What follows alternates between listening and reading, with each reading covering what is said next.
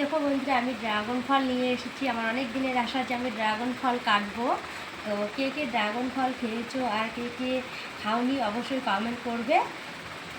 কোনোদিনও কাটিনি, কীভাবে কাটে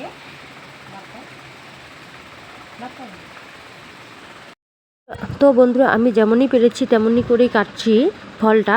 তো ফলটা আমার প্রায় কাটা শেষের দিকে হয়ে এসেছে। আর এই ফলটা দামি জন্য আমরা তো গরিব, তাই আমরা খেতে পারি না। তো আজকে আমি নিয়ে এসেছি ফলটা। তো দেখো ফলটা কত সুন্দর লাল লাল, আর ভিতরে কিন্তু বীজের মতো আছে। খেতে কেশর যেরকম হয় এরকমই কেশরের মতোই করছে। তোমরা কে কে ফলটা খেয়েছো কমেন্ট করে অবশ্যই জানাবে।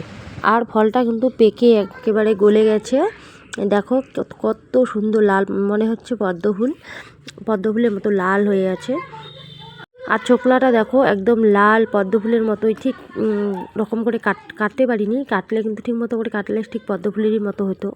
আর এই ফলটা খাওয়ার সময় অবশ্যই কিন্তু লবণ আর একটু তেল দিয়ে মেখে তারপরেই খাবে। ফলটা খেতে অসাধারণ, খুব টেস্টি লাগছে খেতে। আর তোমরা যদি খেতে চাও তাহলে চলে আসো আমাদের বাড়িতে, ফলটা খেয়ে যাও। ভিডিওটা কেমন লাগলো অবশ্যই কমেন্ট করবে।